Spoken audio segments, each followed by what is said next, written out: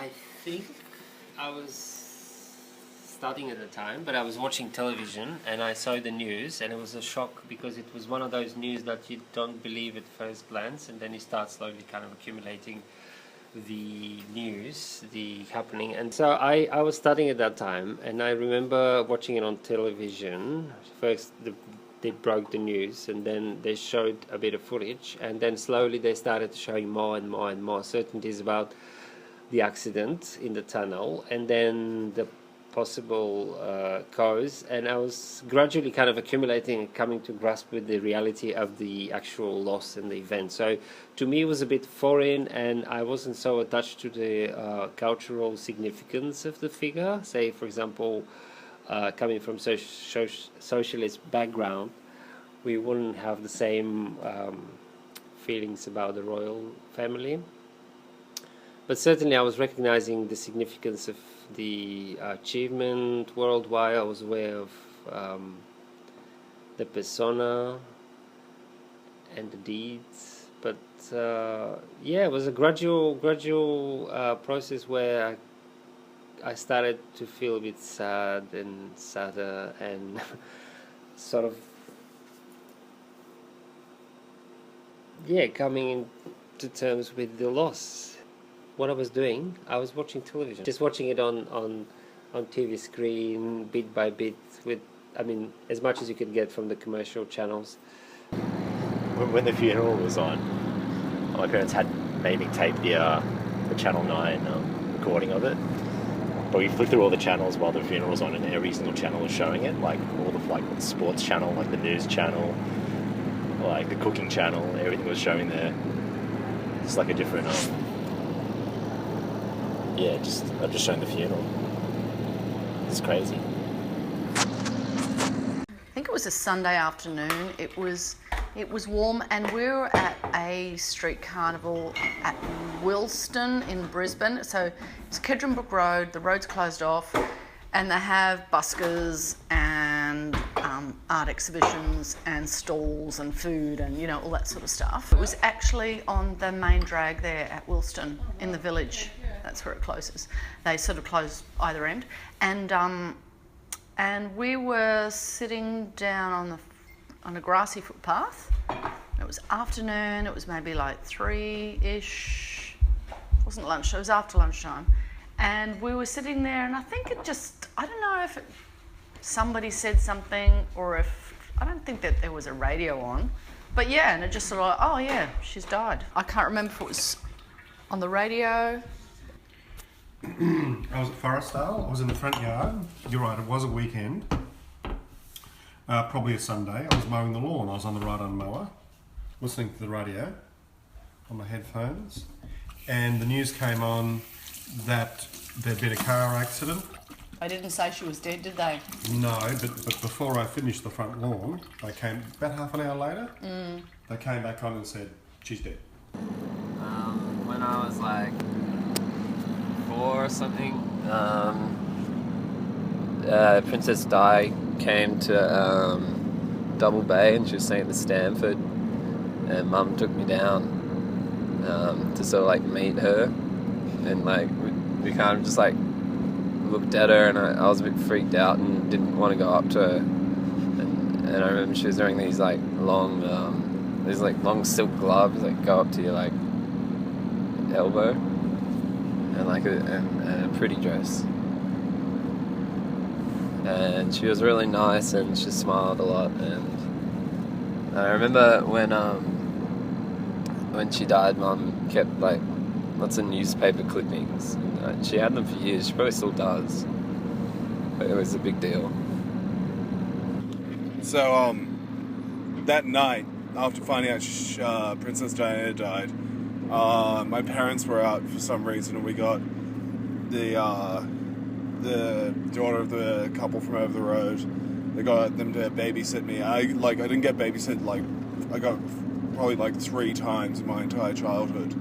So this really sticks out. And she was like a dental assistant or something like that, and was talking to me about this girl I went to school with. And I was like, yeah, I know her. And she kept on inferring that she was like, "Is she your girlfriend?" And I was like, I didn't say anything because I wanted to try and be cool as a 7-year-old. And all the time, like, Princess Diana's funeral's going on, and like, or like all the news is about Princess Diana dying in the background of this stuff. And this woman kept on going, "Oh, is she your girlfriend?" And I was so petrified at school that this girl's dental assistant was going to tell her that I told her that we were going out as 7-year-olds and that I'd be absolutely shot at school. I was sitting on my mother's bed. It was one of those old beds with really high posts. Anyway, I was sitting on that and I was watching it on the news, and Mum was really upset and I couldn't figure out why, because I never thought much of it. I miss her a lot now though. I remember, like, I was out on the street out the front of our house, like with my friends across the road, like all the kind of kids in the neighbourhood, and everyone was like on the street. I feel like it was summer, but I'm not quite sure. Maybe I've got that wrong. But everyone was just like playing on the street. We were probably playing like, I don't know, cricket or like some sort of ball game or whatever. And this younger kid, one of our friends, just came like I remember he just came running out of the house screaming, like from like a few houses away, like, "She's dead," or like, and we're like, "Who's dead? Who's dead?" And she's like, "Princess Di's dead, Princess Di." And he just like ran past us yelling it and then ran back inside. And we were like, whoa, and then everyone went inside, and then I remember not watching on the telly, actually. I remember listening to it on the radio. Yeah, I remember just being up early to watch TV, and it was like maybe they cut into the commercial or something, or like the TV show. It's like breaking news. This might have been happened. Pretty sure it was like Channel 10. And my mum, who was like a really big like Woman's Weekly sort of gossip consumer, I was like, she's gonna want to know this. So I like got her up. We watched the TV, and yeah, it was like really interesting. But it didn't seem like it was like a person. It just seemed like a thing you should be sad about, but without it actually just it seemed like a thing that was in magazines, not a real thing that was happening to a person. Mum was really sad. But then also, like, maybe she was just a bit excited to see what would be in the magazines.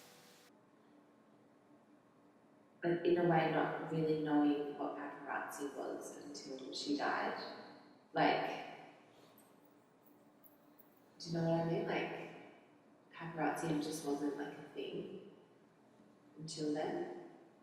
It gave rise to paparazzi. I remember being about 7 years old, and I was at my grandparents' house having a family lunch. It was a lunch with lots of our family members from interstate, aunties and uncles and cousins, and I left the table to go to the bathroom and pass through the living room.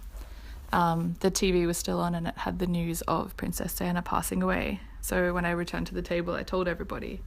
And I remember my grandmother burst out crying and ran to the TV, and for the rest of the day she just sat in front of the TV watching and crying. It was almost as though she'd lost a friend, and everybody else in the family was there grieving with her. But yeah, I remember it so well because my grandmother was a huge fan, and she used to collect the mugs every year of different anniversaries and had lots of posters of Princess Diana. I just remember it affecting her as though a really close friend of hers dying.